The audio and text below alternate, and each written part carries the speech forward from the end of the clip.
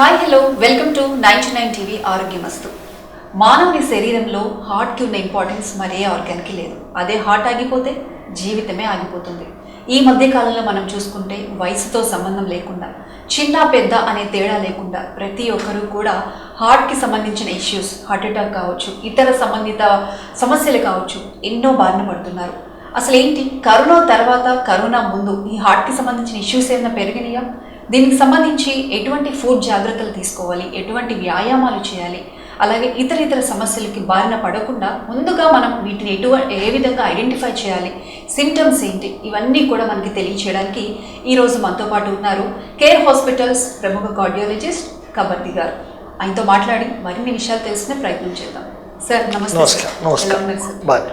Sir అయితే మనం చెప్పుకున్నట్లుగా వయసుతో సంబంధం లేదు, చిన్న పెద్ద అనే తేడా లేదు. ప్రతి ఒక్కరూ కూడా ఈ ఏదైతే హృదయానికి సంబంధించిన వ్యాధులు బారిన పడుతూ ఉన్నారు. ముఖ్యంగా హార్ట్ అటాక్స్ టీనేజర్స్ లో చూస్తున్నాం. దీనికి గల కారణాలు ఏమని చెప్తారు? ముఖ్యంగా ఏంటంటే ఈ హార్ట్ అటాక్స్కు ఇదివరకు ఏంటంటే ఫిక్స్డ్గా ఒక 40 ఏళ్ళ నుంచి 60 ఏళ్ల మధ్య ఎక్కువ వస్తుండేవాళ్ళం, వింటుండేవాళ్ళం మన చిన్నప్పుడు. కానీ ఇప్పుడు ఏంటంటే ముఖ్యంగా ఈ మేజర్ మార్పుకి కారణం ఏంటంటే ప్రధానంగా జీవనశైలిలో తేడా రావటం. జీవనశైలి అంటే లైఫ్ స్టైల్ రిలేటెడ్ ఆహార వ్యవహారాలు జాగ్రత్తలు, రెండోది ఫిజికల్ యాక్టివిటీ, మూడోది మానసికమైన ఒత్తిళ్ళు, నాలుగోది habits like smoking and alcohol. So వీటిని ముఖ్యంగా ఆహారంలో ఏంటంటే ఇదివరకు ఫిక్స్డ్గా ఉదయం బ్రేక్ఫాస్ట్, మధ్యాహ్నం లంచ్, నైట్ డిన్నర్ టైమింగ్స్ పాటించేవాడు.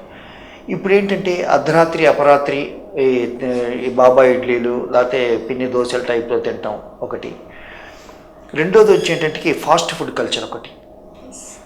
మూడోది జంక్ ఫుడ్ ఎక్కువగా తీసుకోవటం, మితిమీరిగా తీసుకోవటం. సో ఇవన్నీ ఈ అబ్నార్మల్ ఫుడ్ హ్యాబిట్స్ వల్ల ఏమిటంటే మన బాడీలో మెటబాలిక్ హెల్త్ అనేది డ్యామేజ్ అవుతుంది. మెటబాలిక్ హెల్త్ అంటే షుగర్స్ సంబంధించింది, రెండోది కొలెస్ట్రాల్ సంబంధించింది. ఎప్పుడైతే ఎఫెక్ట్ అయినాయో ఈ తొందరగా చిన్నప్పుడే డయాబెటీస్ రావటం, అట్లానే ఈ అన్హెల్దీ కొలెస్ట్రాల్, ఎల్డిఎల్ కొలెస్ట్రాల్ ఎక్కువ పెరిగిపోవటం, తద్వారా వాస్కులర్ హెల్త్ డ్యామేజ్ అవడం జరుగుతుంది. ఇక రెండోది ఏంటంటే ఫిజికల్ యాక్టివిటీ. ఇప్పుడు nowadays because of the culture what ever the thing, ఈ సెడెంటరీ యాక్టివిటీస్ లేక ఫిజికల్ యాక్టివిటీ ఎక్కువైపోయి తద్వారా ఏంటంటే మన బాడీలో ఇవన్నీ మందగించిపోతాయి, మెటబాలిజం మందగించిపోయి, అండ్ దానివల్ల మళ్ళీ ఇండైరెక్ట్గా వాస్కులర్ హెల్త్ డ్యామేజ్ అవుతుంది అనమాట. లేకపోతే మూడోది వచ్చేప్పటికి ఏంటంటే psychological stress. Nowadays everything is career oriented. అందువల్ల ఏంటంటే time and target oriented stress వచ్చేప్పటికి తెలియకుండా ఈ స్ట్రెస్ అనేది మన బాడీలో రక్తం గడ్డకట్టే గుణాన్ని పెంచుతుంది. అందువల్ల ఎక్కువ స్ట్రెస్గా ఉండి క్రానికల్లీ హైపర్ స్ట్రెస్ ఉన్న వాళ్ళకి ఏంటంటే తొందరగా క్లాట్ ఫార్మింగ్ టెండెన్సీ వచ్చేసి ఈ గుండె రక్తంలో కానీ లేకపోతే బ్రెయిన్ రక్తంలో కానీ లేకపోతే ఊపిరి రక్తంలో క్లాట్స్ ఫామ్ అయ్యే టెండెన్సీ రావటం. పోతే నాలుగోది ఇంపార్టెంట్ ఏంటంటే సర్కేడియన్ రిథమ్. మామూలుగా మనకి స్లీప్ వేక్ సైకిల్ అనేది చాలా ఇంపార్టెంట్.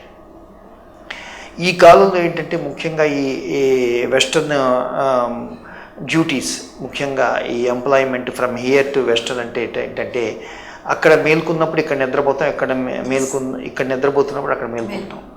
సో ఆ విధంగా ఈ జాబ్ పరంగా ఏంటంటే ఈ వీటికి సంబంధించిన ఏంటంటే వర్క్ ఫ్రమ్ హోమ్ వచ్చేప్పటికి అర్ధరాత్రి అపరాత్రి వర్క్ చేయటం, అంటే నైట్ టైం డ్యూటీస్ ముఖ్యంగా కొన్ని ఐటీ కంపెనీస్లో చూస్తుంటాం.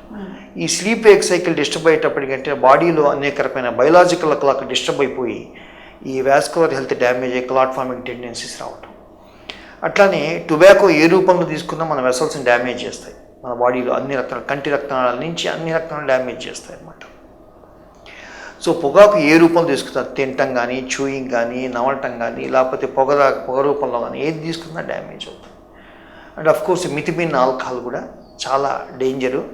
దానివల్ల ఏంటంటే మనకి ఎల్డిఎల్ కొలెస్ట్రాల్, ట్రైగ్లిజరైడ్స్ ముఖ్యంగా పెరుగుతాయి, which again indirect bad cholesterol. Plus తొందరగా లివర్ డ్యామేజ్ అవుతాయి, neurological problems, heart pumping capacity కూడా తగ్గుతుంది ఆల్కహాలిక్స్లో, కార్డియోమైపతి అంటారు.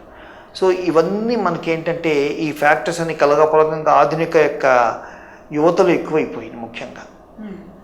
అందువలన చిన్న ఏజ్లో హార్ట్ అటాక్స్ అనేది వస్తున్నాయి. ఇది కాకుండా స్ట్రాంగ్ ఫ్యామిలీ హిస్టరీ ఉన్నవాళ్ళు, ముఖ్యంగా పేరెంట్స్ కానీ, paternal side maternal side uncles and aunts కానీ 55 ఏళ్ళ లోపల హార్ట్ ప్రాబ్లమ్స్ ఉంటే పిల్లలకి చిన్న ఏజ్లో వచ్చే అవకాశం ఉంది 30 ఏళ్లలో. ఓకే. అందువల్ల మీరు అన్నట్లు ఫోర్ ఫాదర్స్ కి ఫ్యామిలీలో ఎవరికైనా ఉంటే ఎంతవరకు ఛాన్సెస్ ఉంటాయి సార్ రావడానికి పిల్లలు? ఛాన్సెస్ ఎక్కువ. ఎక్కువ. అందువల్ల ప్రతి ఒక్కళ్ళి ఫ్యామిలీ హిస్టరీ అంటే 55 ఏళ్ళు లోపల, ఎప్పుడు 80 ఏళ్ళు 90 ఏళ్ళు ఉన్న వాళ్ళు ఫ్యామిలీ హిస్టరీ అంటారు. 55 ఏళ్ళ లోపల హార్ట్ ప్రాబ్లమ్స్ ఉంటే ఫాదర్కి కానీ మదర్కి కానీ, పెటర్నల్ అండ్ మెటర్నల్ సైడ్ కానీ, మేనమావులకి మేనత్తలకి లేకపోతే బాబాయిలకి పెద్దలకి ఉంటే తప్పకుండా వాళ్ళకి 25 ఏళ్ళప్పుడే పరీక్ష చేయించుకొని ప్రివెంటివ్ మందులు అంత మంచిగా వచ్చినాయి ఇప్పుడు. ఓకే. అవి కనుక వాడుకుంటే కనుక మనకి రాకుండా ఉండడానికి అవకాశాలు ఎక్కువ.